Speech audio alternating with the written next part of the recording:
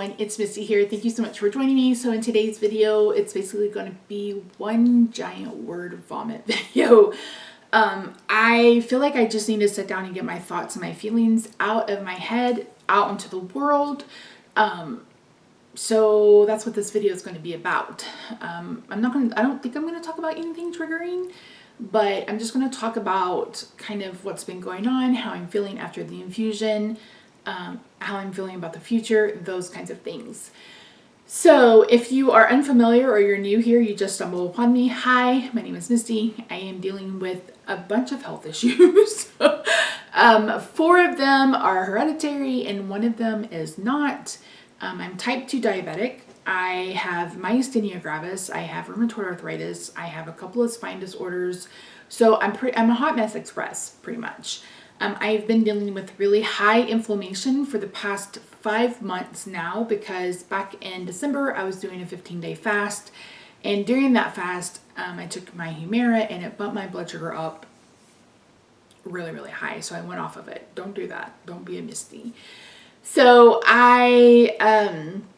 the last few months have been, trying different medications, etc. And finally just decided to go with an infusion.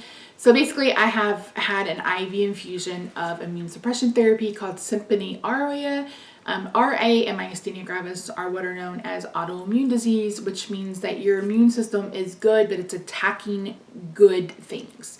So it's basically attacking itself. And the way to really kind of help that is immune suppression therapy or a chemo drug, etc. So I am on immune suppression therapy for that. So I had my first infusion on April 28th and I was so nervous about it. And I think I talked about this in the video afterward. I had so much anxiety about that infusion, and it wasn't anxiety about, worried about having an IV or anything like that. It was anxiety about, is this going to work? Because the last 5 months have been really, really, really rough. So I'm happy to say that I feel like the infusion with the steroid has been very effective. I shouldn't say very effective, but I have felt relief. So I am hopeful that the booster, I think it's called a booster, that I get on the 26th of May, will really kind of put everything into remission. That's my goal, is to get my RA into remission, to get my inflammation numbers down, to get my red blood count back down, to get my iron levels back down. And with that, hopefully my blood sugars will come down. So my blood sugars have been stupid high, which I knew going into this because she asked if she could give me, she meaning my rheumatologist, can you guys see that? 351.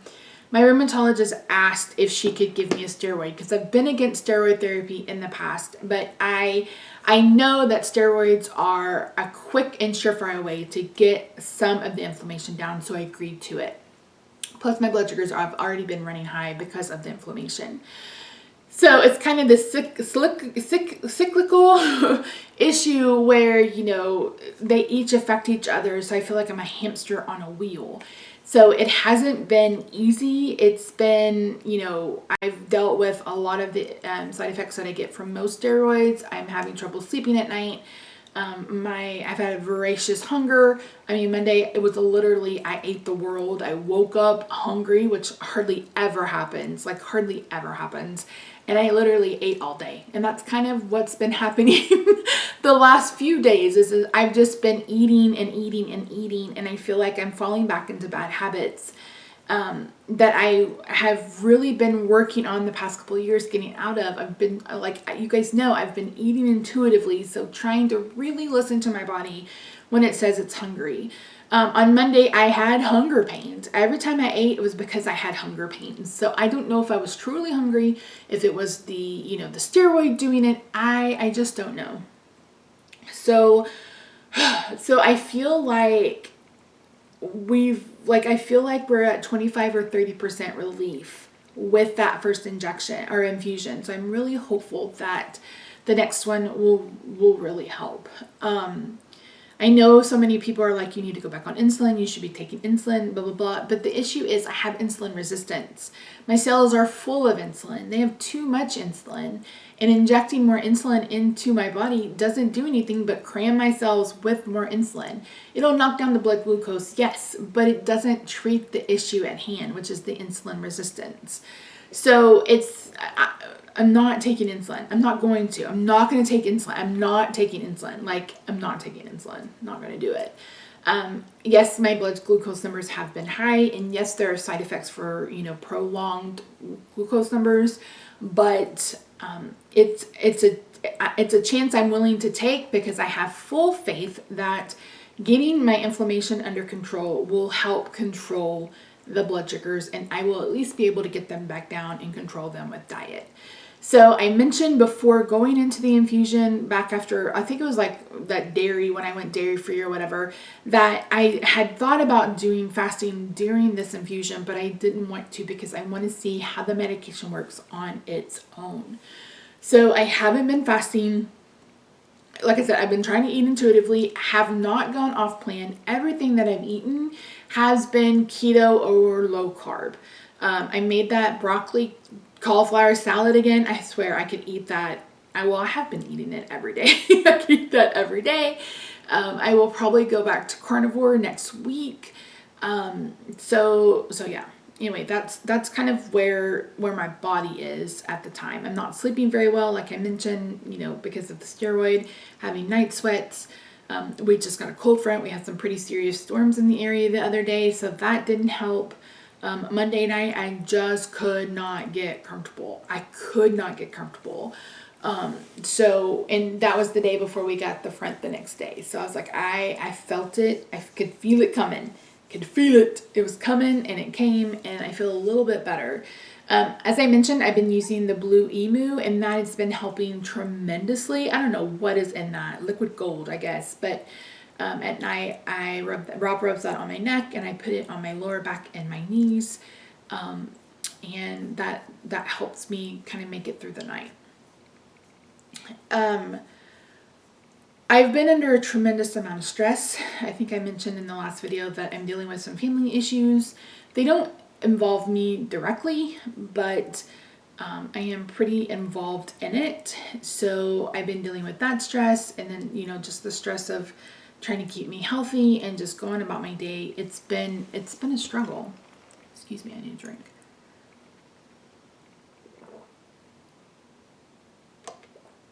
So I am someone who believes in intuition and tarot and those kinds of things. You don't have to be someone who believes in that. Completely understand.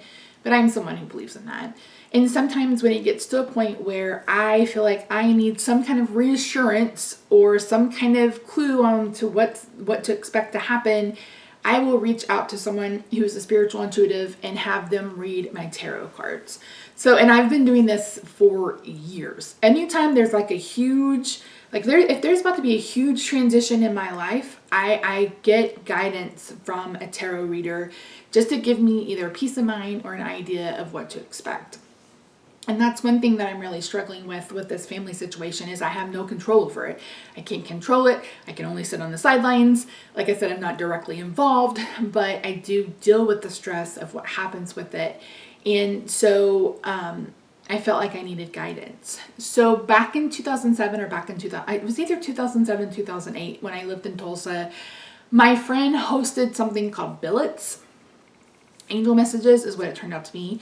And basically, there was a lady there who could reach out to spirits who have passed. Again, you don't have to believe this if you don't want to. That's fine.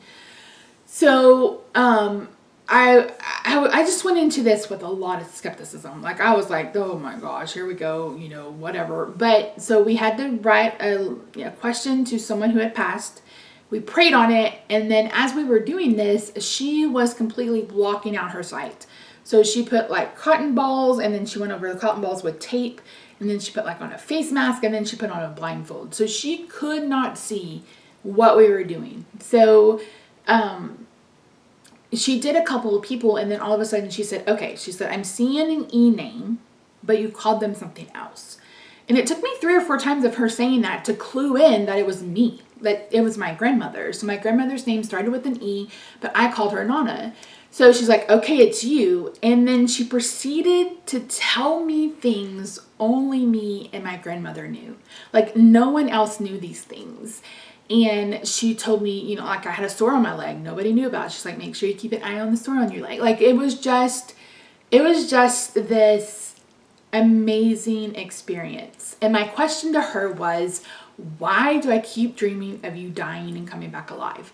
So my grandmother passed away on Friday the 13th in October of 2000. That week, she went in the hospital either on Sunday or Monday. I honestly can't remember.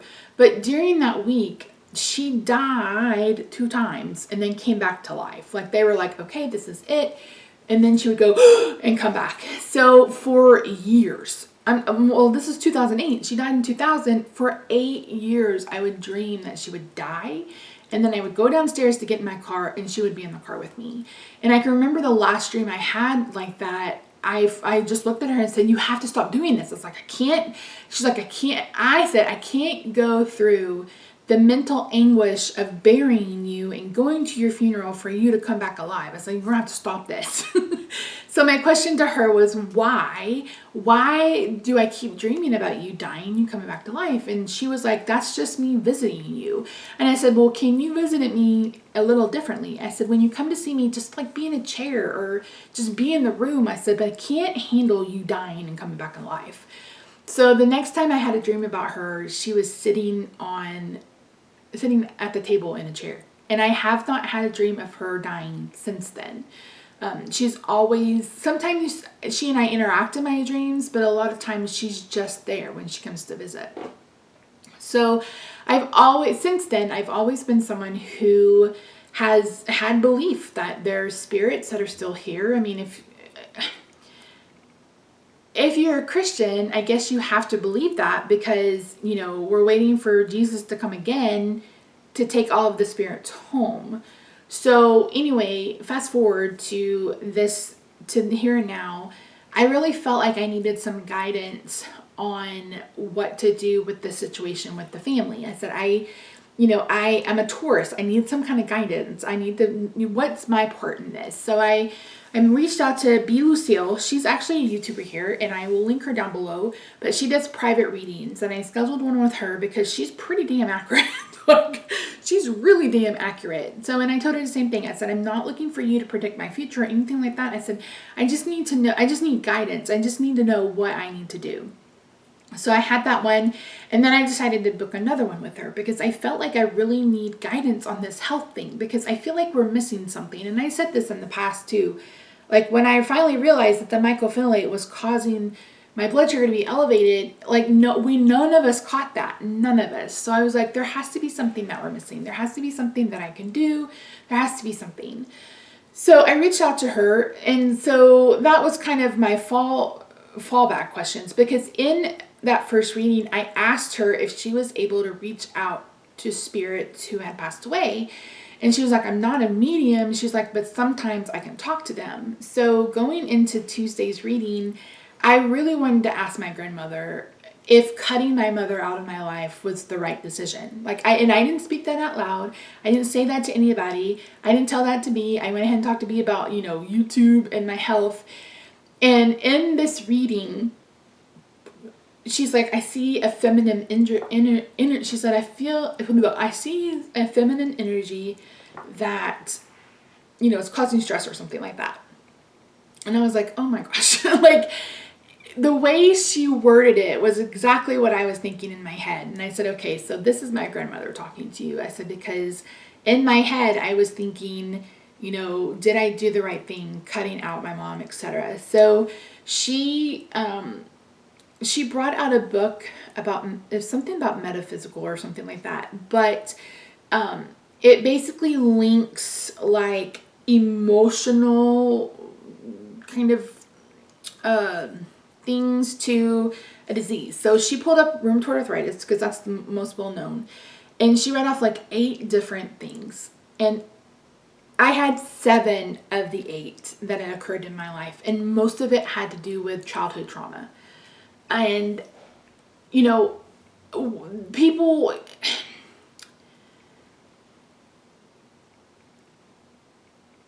there is power in a holistic approach to medicine. In Western medicine, we really focus on pharmaceuticals because that's what drives the industry. But in other areas of the world, it's all about, a holistic approach, mind, body, and soul. So what we deduced from that, or what I deduced from that reading, was I really need to reach out to someone who specializes in childhood trauma, and CPTSD as a way to work through the issues that I'm having.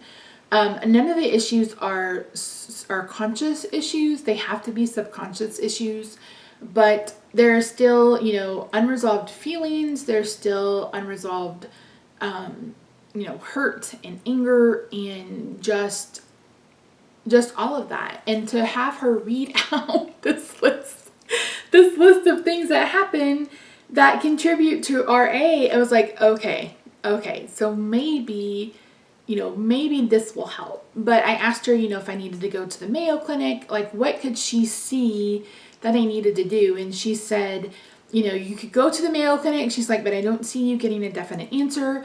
She said, but what I see is like she's like, I see a holistic approach. She said like a naturopath or something like that.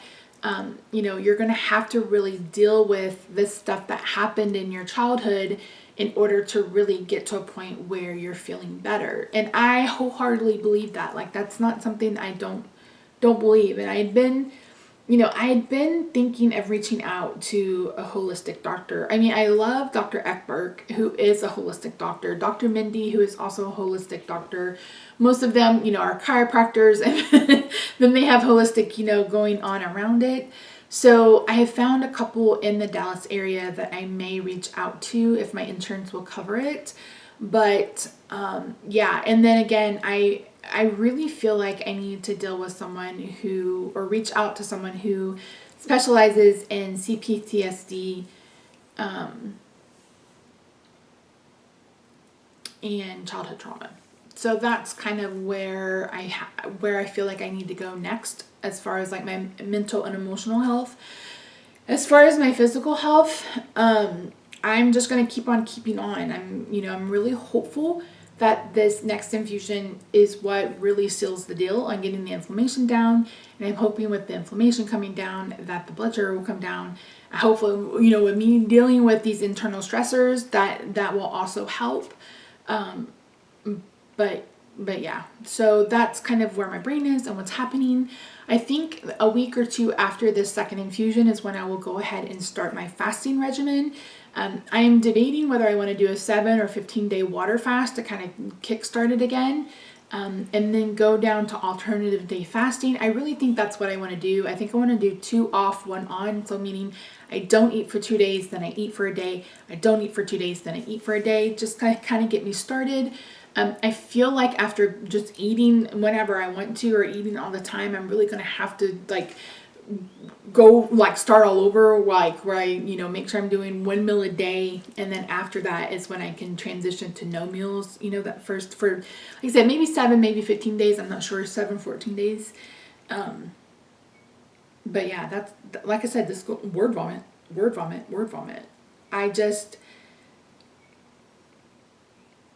I figured that at some point I really needed to deal with that. And my current therapist, well, I shouldn't say current because I haven't seen him in a year, but the therapist I was working with before, we really never really, I don't feel like we really touched on that, and we never really did much with that.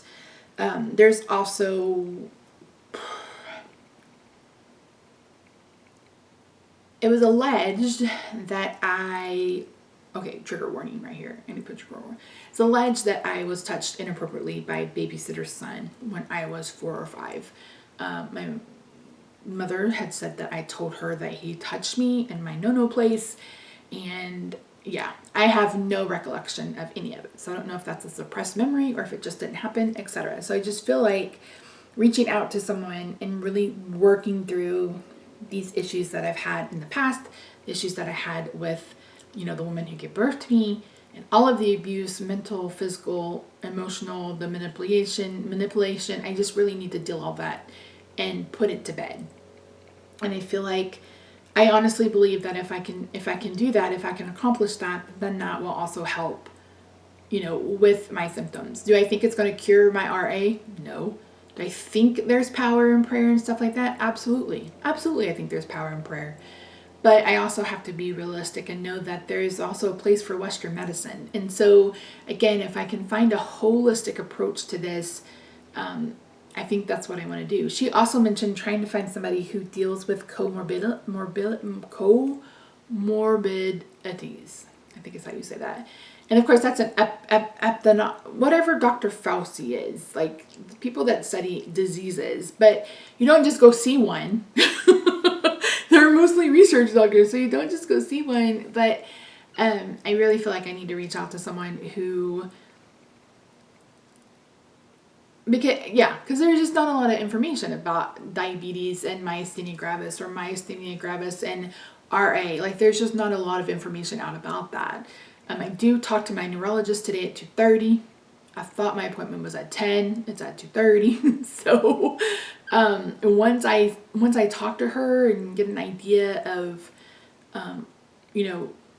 what we need to do, I really need to see her in person. I really need to be examined. But the issue is that she is only seeing patients in the very late afternoons. So like my appointment was like at 3:30.